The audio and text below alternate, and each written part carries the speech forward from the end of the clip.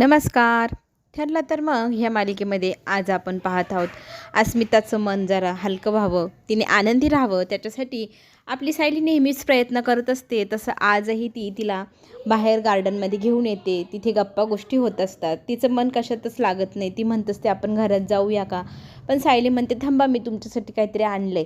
तर ती पळत जाते आणि झाडामागे ठेवलेली कुंडी घेऊन येते. पारिजातकच्या झाडाची रोपे असतात ती, आणि ते रोप दाखवत सांगते की अस्मिताताई आपण हे रोप लावायचे आणि मी ह्या रोपाला तुमच्या बाळाला सांगणार आहे की हे रोप तुझ्या नावाने लावले आणि तू जसं मोठं होणार तसं हे रोपही मोठं होणार.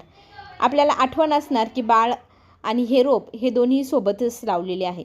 अस्मिताला खूप छान वाटतं, तिला आनंद वाटत असतो आणि तिच्या मुलीचा आनंद पाहून कल्पनालाही खूप छान वाटत असतं की आज कितीतरी दिवसांनी अस्मिताच्या चेहऱ्यावर हसू आलं. आणि त्या दोघीजणी खूप छान हसत खेळत तिथे गप्पा गोष्टी करत असतात. कल्पना समाधानी होते, घरात जाते. इकडे आपली साक्षी पण काही टेन्शनमध्ये कमी नाही. तिलाही खूप टेन्शन आहे. तिचे बाबा म्हणजे महिपत हे जेलमध्ये आहे, पोलिसांनी पकडलं आहे त्यांना. तर त्या टेन्शनमध्ये असल्यामुळे तिचं मन कशातच लागत नाही. ना ती त्यांना सोडवायला जाऊ शकत, ना भेटायला जाऊ शकत. अशा कंडिशनमध्ये अडकली की काय करावं, कुणाची मदत घ्यावं हेही तिला कळेनासं झालेलं आहे. सचिन मात्र तिला सारखा विचारत असतो काय झालं आहे, कसल्या टेन्शनमध्ये. ती काय नाही म्हणत असते. त्याला माहिती आहे की महिपत तिचे मामा हे जेलमध्ये आहे, पण ही मला काही सांगत नाही. पण आपलं तर काय फगलंच. आता आपल्या ताब्यात ही मुलगी राहणार, तिचा पैसा अडका आपण छान प्रकारे गुंडाळायचा असं सचिनने ठरवलेलं आहे. त्याच्यामुळे फक्त तो पैशावर मज्जा करायचा विचार करतोय. इकडे साक्षीच्या फोनची मेसेजची टोन वाजते. ती खोलून पाहते मेसेज, तर त्यातनं असं असतं की महिपतला सोडवायचं असेल तर आम्हाला येऊन भेट. असं वाचल्या तिला फार भीती वाटते की कुणाला तरी कळलं की मी जिवंत आहे, पण तो व्यक्ती कोण असेल, मग त्याला भेटायला तर जायलाच हवं. ती घाबरते, खूप रडल्यासारखं तोंड होतं तिचं आणि घाबरल्या भ्याने ती तिथून लगेच निघते. आणि कोण जी व्यक्ती आहे तिला भेटून आपल्या बाबांना सोडवण्याचा प्रयत्न ती आता करणार.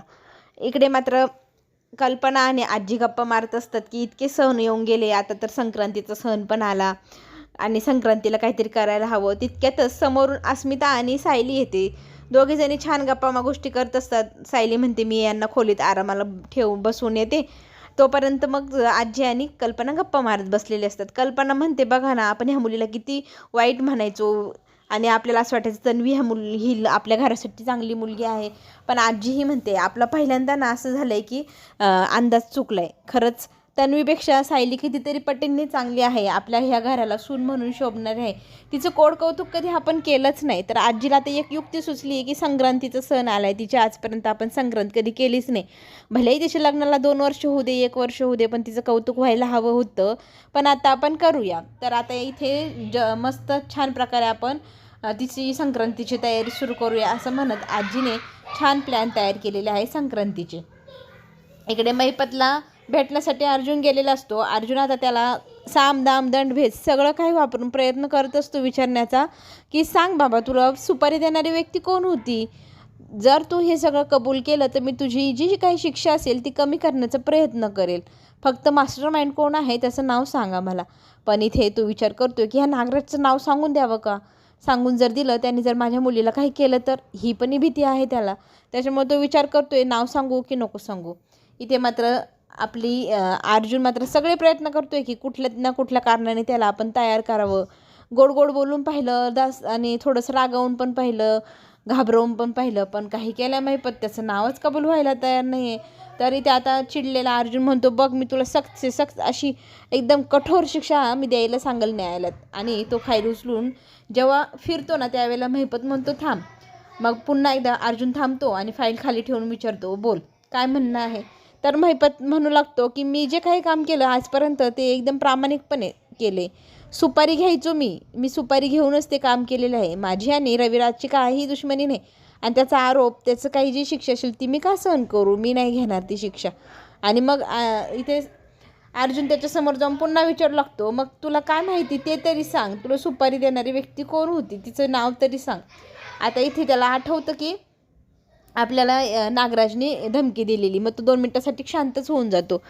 आणि साक्षी मात्र आता घाई गडबडीत निघालेली आहे. तिला मेसेज आल्या ती त्या जागेवर जिथे त्या व्यक्तीने बोलवलं तिथे पोहोचलेली असते आणि घाबरलेली असते. अंधार असतं, जंगल असतं, तिथे काय होऊ शकतं याची तिला खात्री पण नाही. अशा ठिकाणी ती जाऊन पोचलेली आहे.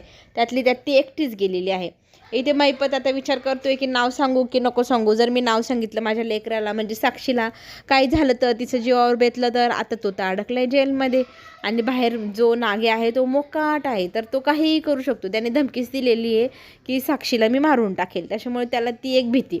साक्षी आता भर जंगलामध्ये अंधारात निघालेली असते. तिच्या समोर एक दगड असतो. त्या दगडावर एक पेटी असते. त्या पेटीला मग ती खोलते.